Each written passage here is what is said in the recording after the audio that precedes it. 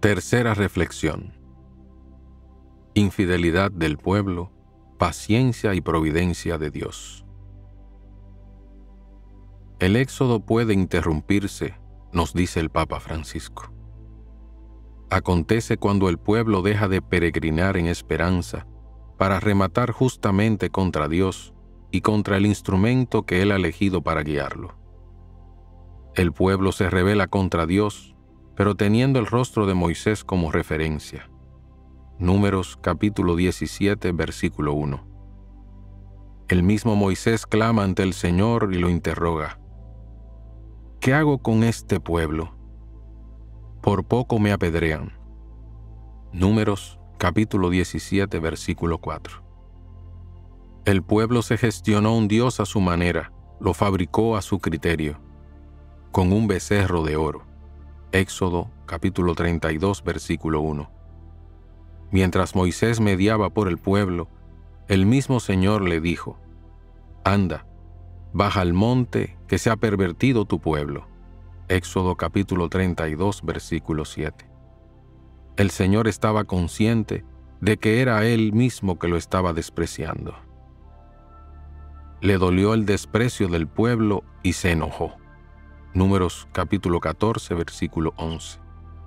Recuerdan los obispos dominicanos, comentando este episodio en la carta pastoral, que la oración intercesora de Moisés llegó al corazón de Dios para que perdone la culpa de su pueblo.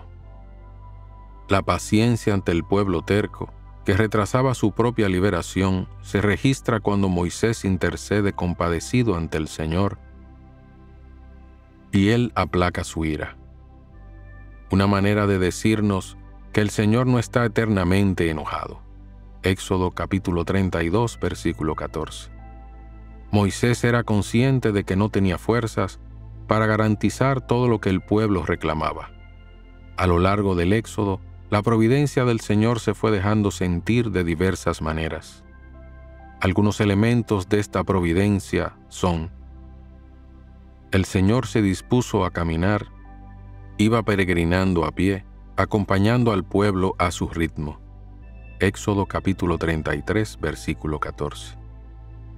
Dios caminaba delante del pueblo, de día en una columna de nubes para guiarlos.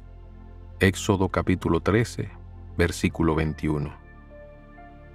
De noche el Señor iba en una columna de fuego para alumbrarles.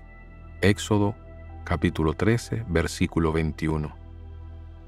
La tienda del encuentro era el lugar donde Dios hablaba con Moisés como un amigo. Éxodo capítulo 33, versículo 7. La serpiente de bronce nos hace pensar que Dios con la mirada reconstruye lo que le pertenece y el pueblo es su propiedad. Números capítulo 21, versículo 6. Hizo brotar agua abundante de la roca, y bebieron las personas y las bestias.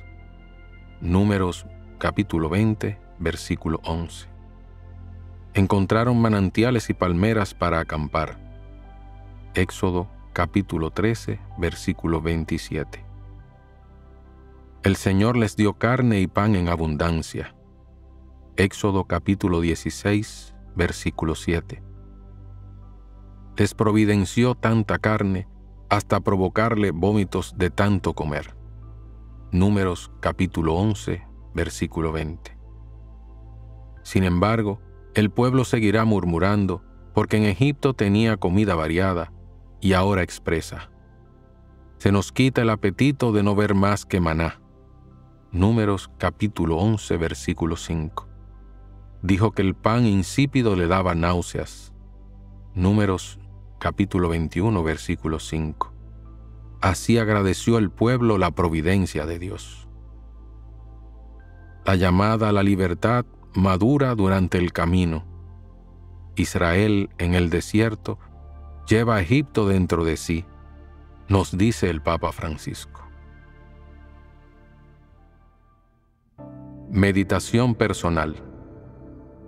La oración es como el cauce barredero en el cual el agua va ahondando la tierra y se hace más profundo, hasta que se va haciendo un gran cauce, un inmenso cauce, el inmensísimo cauce que llega hasta la salida del mar. es la libertad. Pensamiento de Fernando Rielo. La peregrinación por el desierto es tiempo de lucha y de purificación. Es necesaria la experiencia del vacío para llenarnos, no de carne caduca, sino, como dice el salmista, de pan de ángeles. Salmo 78, versículo 25. En este sentido, el desierto no solo muestra ser un lugar de sacrificio, sino de encuentro profundo con Dios y de consecuente conversión. Dios se manifiesta allí en el desierto de nuestras vidas, en la aridez de nuestra existencia. Cuando no hay nada que comer, de qué sustentarse, cuando no se tiene sentido a la vida, Él nos prepara una mesa generosa. El hambre del pueblo fue necesaria para que aprendiera a valorar la providencia divina. La comida que el Señor providenció les hizo callar la boca. Los murmuradores tuvieron que aprender, a fuerza de gratuidad, a contemplar la gloria de Dios aconteciendo. Dios nos prepara la mesa, y no solo se preocupa en abastecerla de buen pan, sino que coloca los principios necesarios para compartirla. Nos educa en nuestra ignorancia y nos hace crecer en conciencia para nuestro bien. También nosotros fuimos ayudados de diversas formas a atravesar los desiertos, a salvarnos de las picaduras de alacranes y a peregrinar hacia la tierra prometida. Tengo esperanza de que en el desierto de mi vida, de mi familia, de mi comunidad, broten bellas flores. Comenta desde tu propia experiencia de vida. Más temible que el faraón son los ídolos, nos dice el Papa Francisco. ¿Cuáles son los becerros de oro que la sociedad te ofrece?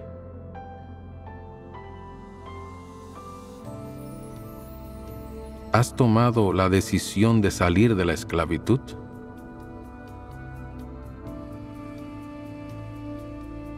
Tú podrías escribir los nombres de los nuevos Moisés que te están ayudando a conquistar la verdadera libertad.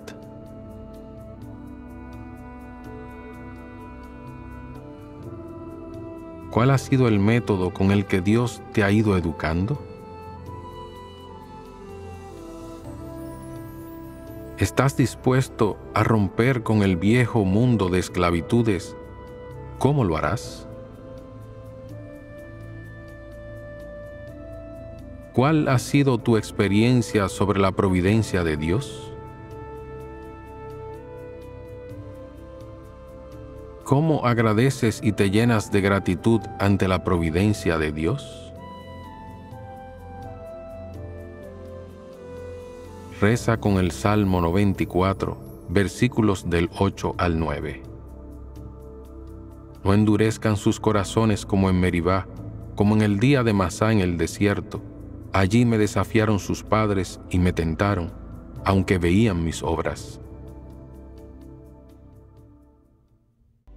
Preparado por la hermana Ángela Cabrera, discípula misionera por la santidad, Arquidiócesis de Santiago de los Caballeros. Narrado por José Eduardo Vargas.